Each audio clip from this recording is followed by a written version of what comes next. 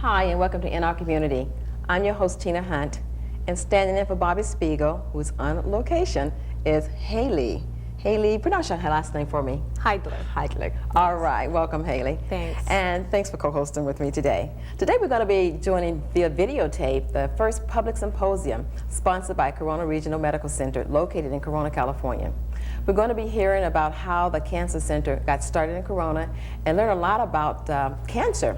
But first, Haley, introduce our first guest. Okay.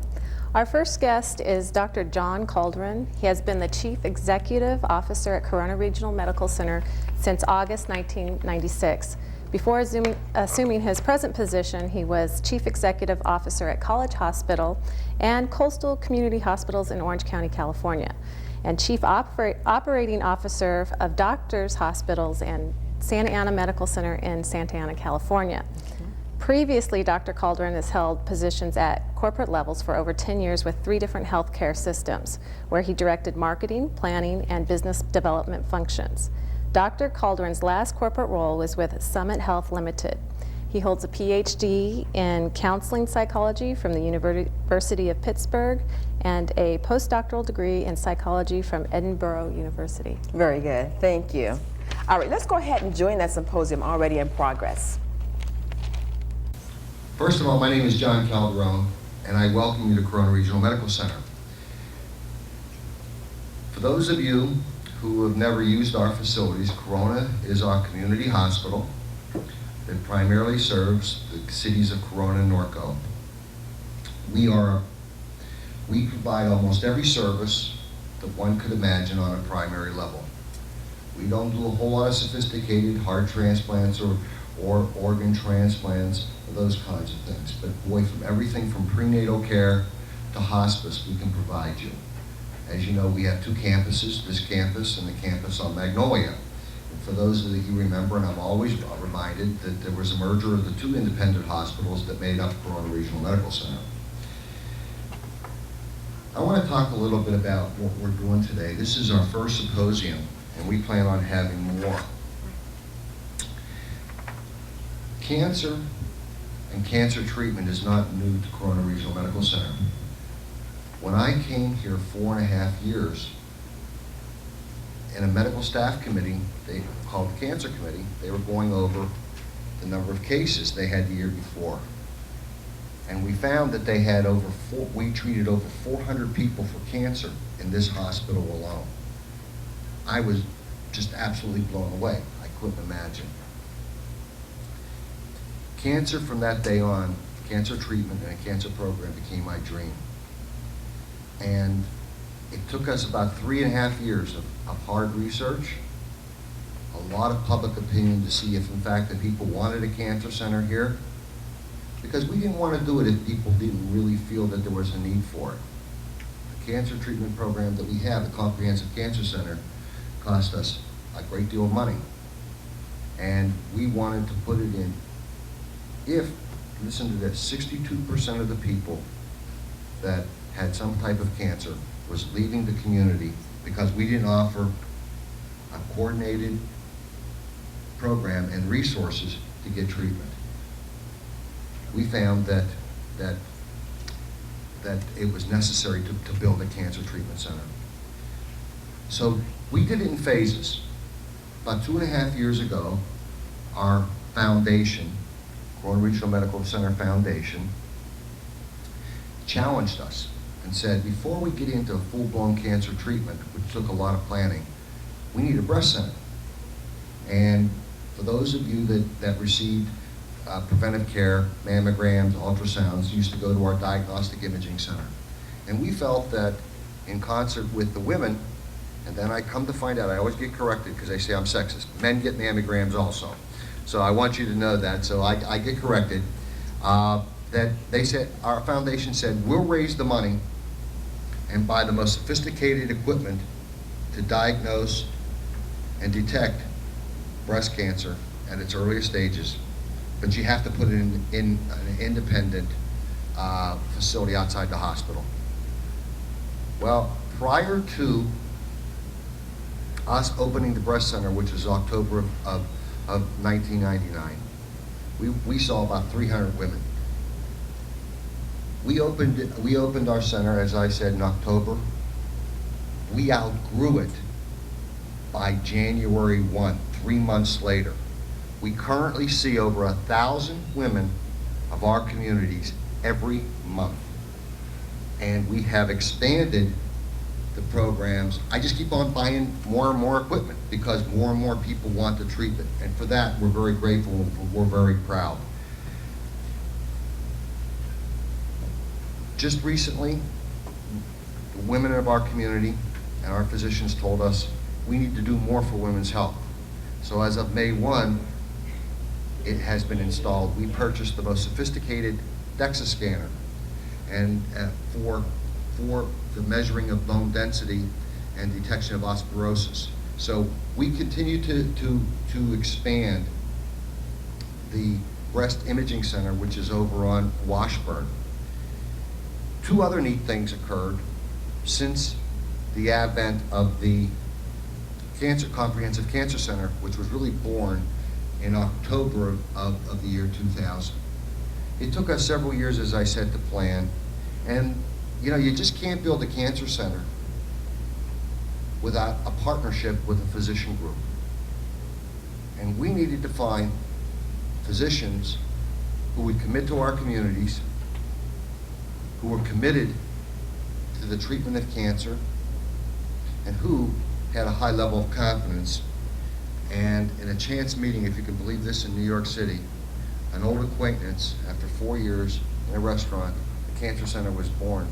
And the Pacific Coast Oncology Medical Group out of Fountain Valley decided to expand and come here. And with that, the medical director there and the medical director, and I will introduce him later, Dr. Glenn Justice, decided that we were going to do this and we were going to do this big. Again, the Corona Regional Medical Center Foundation came through and raised half the money to open our center.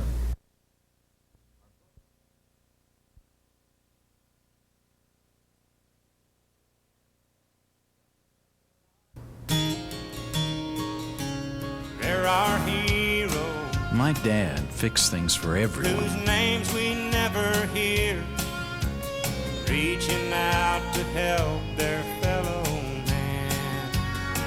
And me? There are dreamers. Well, I just held the light. Who are making dreams come true, taking time to teach the children there's nothing they can't do.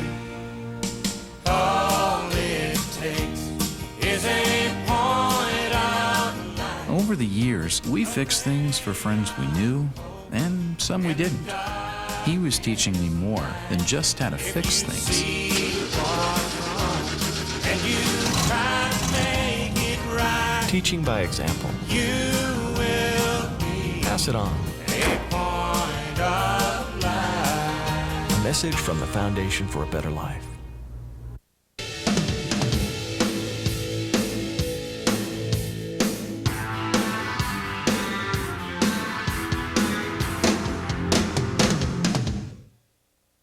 Welcome back. We're listening to Dr. John Calderone, CEO of Corona Regional Medical Center located in Corona, California. And this is their first public symposium, and he is giving an overview of the origin of the new breast imaging facility and providing valuable information on medical breakthroughs. All right, let's go ahead and rejoin that symposium already in progress. Our program's been open since, as I said, since October of last year. We now have 2 locations because of the growth, one in the community center or 900 building, and one here in the hospital. And I'm not going to bore you with all the things that we do there, but I do want to tell you the 5 pillars of which we're building this program. And people say, oh, that little Corona hospital, you're trying to tell me that you're doing the stuff like City of Hope and USC Norris Cancer Center? Well, I'm telling you the partnership between Pacific Coast Medical Group and Corona Regional Medical Center, we're going to dazzle you today with the things that we're doing. And my commitment to you is you're never going to need to leave this community to get treatment. 90% of the treatment for all cancers can be done right here. We're the best kept secret. And we've decided that what we're going to do is instead of spending all this money in the newspaper and where people can read an ad and say, oh, this is just another advertisement, a gimmick, We want to do symposiums like this, and we're going to come to you and tell you what we're doing. But let me just give you the 5 basic premises, because this program that you're here today is going to be built on this. First of all, treatment, and I talked about that. Obviously, if you're going to be a comprehensive cancer center, you need the treatment. The second one is what we're doing here today, is education. And I can talk about all the areas, all the service clubs of which we're going out there to do education. And as a matter of fact, we just received a big grant from VersaCare. And for those of you who know the VersaCare Foundation, and we're going to aggressively go out and do more and more education, because we believe the best way to beat cancer is to prevent it. And education is going to do that. But the third is the thing that Dr. Justice and his group brought to us: research. You would never imagine that little old Corona Regional Medical Center now is involved in about 14 clinical trial research studies sponsored by USC Norris Cancer Centers and the Orange County the Orange County Cancer Center, a lot of names. But the other neat thing is, at our breast cancer center, we just got approved for 2 other trials that's in your packet. One by the City of Hope, Sister to Sister, and that talks about sisters that develop breast cancer. Can you imagine the City of Hope down here? Then, just recently, through the efforts of somebody I'm going to mention later, we got USC Norris Cancer Center, which was voted in the top 15 cancer centers in the world. Country, really. I don't know if it's the world. We'll ask Dr. Justice. He's saying yes, in the world. Who is going to be our partner someday, we hope. But has just approved us, and we're starting what we call the STAR program. And it's in there, and I'm not going to bore you. The 4th pillar that we built this program on is a strong affiliation with the American Cancer Society. I've become on the board of the American Cancer Society, and we have a long working relationship with them. And the fifth pillar is that we're not going to be done with the first phase of our program until we formalize our agreements and our affiliation with USC Norris Cancer Center. We want Dr. Justice, and I'm going to talk about him, who is a professor at USC Norris Cancer Center, to bring more of their innovation and more of their resources to our community. And someday, we hope in the next year, you'll see on our hospital that we will be officially affiliated with them, and that will then, I guess, dictate what we will be. And we want to be the best cancer treatment center in Riverside County. There's a few people I want to thank today as I conclude, and that is, number one, we have some sponsors. We couldn't do this without people providing help for us. The first is Amgen, which is a pharmaceutical company, and they're providing all the speakers today. The second is Glenn Ivy. When we talked to Glenn Ivy about this program, Glenn Ivy said, you know what, we want to be part of that. We believe that prevention before treatment is necessary. And they came up with an unbelievable thing. All of you get a free pass to Glenn Ivy to take care of to participate in their wonderful facilities there. And I'll tell you that we were just blown away. VersaCare Foundation is providing the materials, and lastly, obviously, the hospital and the Comprehensive Cancer Center, which is really is the final sponsor. Lastly, I want you to know that this is just not something that we decided to do about a month ago.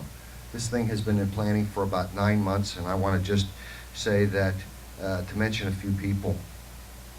Number one, the person I talked about that has been so responsible for putting this all together, she had foot surgery, so I call her peg leg, but I'll tell you, and she hobbled here from her home. But back there in the corner, can you stand, Jean? Jean Gonzalez, our director.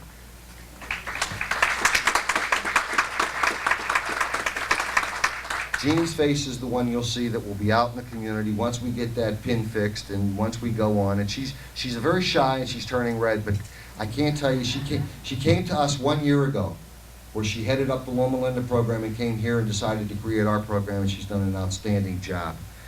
Second is the two doctors, Dr. Justice and another physician that is Dr. Justice, our medical director, and our associate medical director, Dr. Gianni, who I affectionately call Dr. J. We have our administrative director of our special clinical specialty programs, Marion Gamondoy. I got it right for the first time. That's a very tough name for me. And Marion's been with us for about 9 months now, and it seems like 9 years. She works so hard, but she works directly with Jeannie. And the last is the gal that's standing there with sort of a smile, with the blonde hair. She's the person who put it all together, and that's Terry Ransbury, the head of our marketing director. And that's the committee that got these national known speakers and put this all together and was able to do it at no cost. So could we give them a hand, please?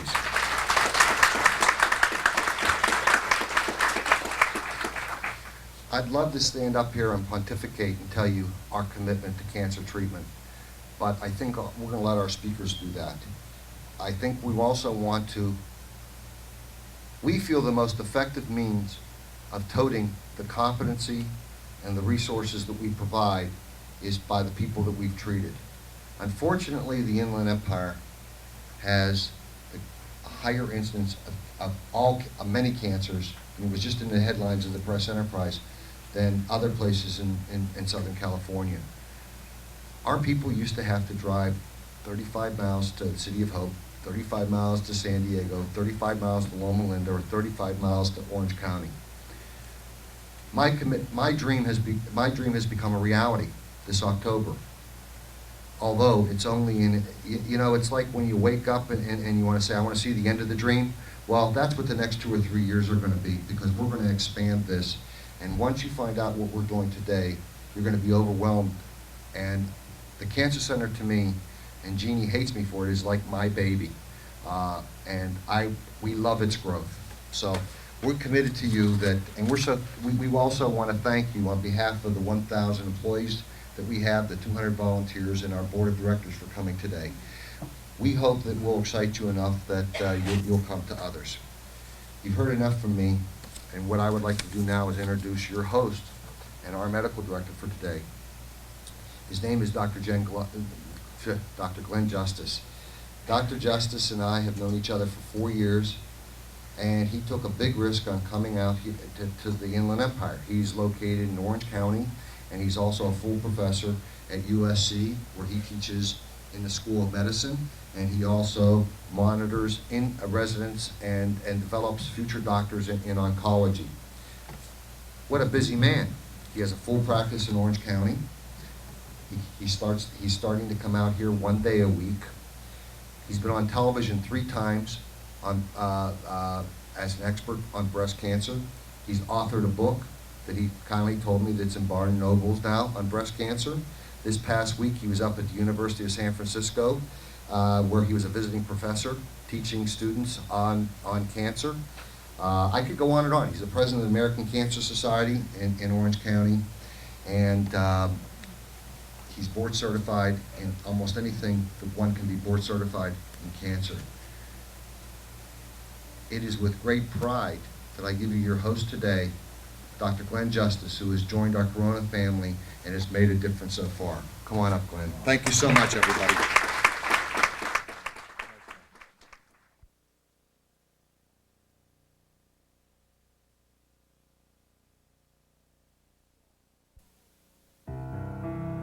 Well, maybe I didn't last too long on the island, but I have survived the challenge of a lifetime, cancer. And I did it with help from the American Cancer Society, a community of people whose love and support meant more to me than I could possibly say. Find out how the Cancer Survivors Network and the American Cancer Society can help you be a strong survivor.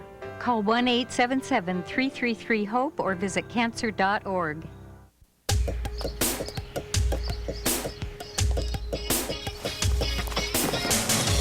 Everybody needs a helping hand. Take a look at your fellow man and tell me what can I do today. Hey, let me get that for you. Helping out. If that ain't what it's all about, tell me what can I do today? Thank you, young man. No problem. Courtesy. Pass it on. Don't worry about me. I got it. A message from the Foundation for a Better Life.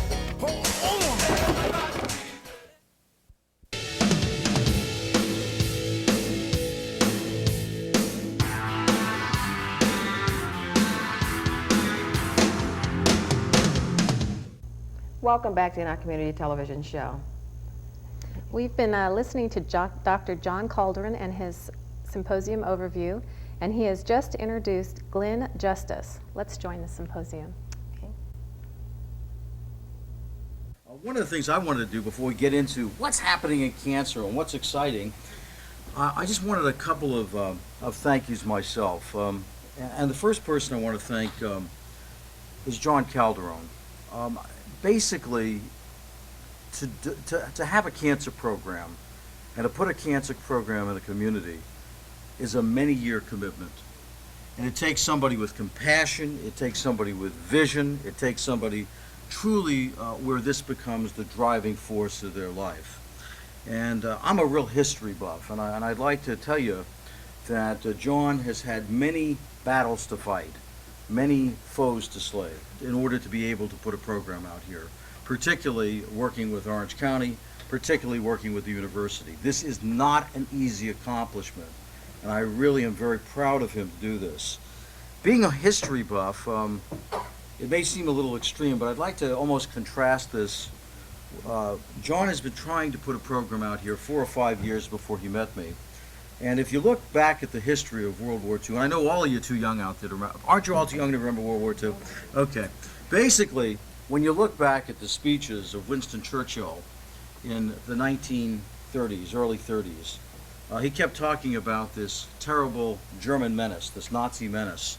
And the newspapers attacked him. He was discarded. No one paid attention to him. And literally enough, I think history has gone on to vindicate his perception, his vision, and his commitment to literally saving probably democracy in the free world. Now maybe John and cancer, of course I look at cancer as important as that, but the point I want to make is he has that kind of vision, and I'm very proud to call him my colleague and friend. I'd also like to thank our marketing program and our Marion, Terry, Jeannie Gonzalez. Jeannie is our administrative director and really the backbone of the program, our partner. Linda, they've done a tremendous amount of work to put this program on. I'd also like to again thank Amgen. We do a great deal of research with them, but they're very gracious to supply the economics for the program, and we're grateful for that. I'd also like to thank USC, who is providing many of us to help in our discussion this morning, and also the whole development of the program. This is USC riddled in terms of personnel coming out here. In addition to that, I would also like to thank Maya and Kristen, my administrators at my institution and Pacific Coast Hematology Oncology. I'd also like to thank all of our employees at our office here and also the Cancer Center. And there's somebody that I'd like to dedicate today to who is not here. One of our oncology nurses, Teresa Kressner, has been working with us for about a year. And she came down with colorectal cancer and is a cancer survivor just about 4 or 5 months ago, and a wonderful, compassionate individual. She didn't know I was going to do this, but I want to dedicate today to her. She's a very special person, and we all love her. Thank you. Okay, I'm going to move on, and I've given about 5 different talks in about 2 weeks on cancer, and I've got one of them, some of them are interns and residents, and then some of them are the public, and some of them are whoever, and the television. So I'm going to try to take you through and make this kind of interesting. My job in the next half hour is to teach you or to help mentor you a little bit about what's cancer of the breast and what's going on and what are we doing and what should you expect and what's exciting. And I want, before we get into that, I want a show of hands. How many people in the audience have someone that they know or are close to or themselves with cancer? Who doesn't have a hand up? Is that amazing? Okay, that's going to tell us a tremendous story. 1 out of 3 Americans are going to develop cancer in their lifetime. By 2006 to 2008, that sounds like a long time, doesn't it? Maybe this NASDAQ will be back by then. But anyway, in about 6 years from now, we expect that to hit 1 in 2. So almost no one who is sitting in our audience is not going to be touched by this disease. It is a tremendous factor. And this is not part of my talk, and I have to figure out how to use the slide projector, but let me just throw out a couple things. I forgot, what is cancer? Come on, wake up. You had juice, you had did you eat breakfast? All right, what's cancer? Absolutely. So if you're shaving, hopefully if it's a woman, it's the legs, and if it's a man, it's the face. If we're shaving, you multiply your cells 15, 20 times, and then it stops multiplying. If you have cancer, it never stops multiplying. We have cells that were actually growing in the laboratory. They're called HeLa cells, named for the woman Helen, since 1942. So cancer, if you give it enough nutrients, it'll keep growing and growing and growing. So uncontrolled growth. What's the second hallmark of cancer? I see all these bright-eyed, bushy, you look like my fellows. Come on, wake up. What's the second thing that cancer does that's very damaging? It spreads or metastasizes. Benign tumors never do that. They stay right where they are. They don't go to other areas. And consequently, they don't have metastases ability. Metastases means it goes to bone or liver or lung. And interestingly enough, it usually is not the primary cancer that hurts the person or causes their demise. It's the metastases. And we're going to be talking about so many things we're doing today to stop the spread or to destroy the ability of cancer cells to metastasize. But before that, I'm going to take you a little bit through the world of cancer if I don't break this machine.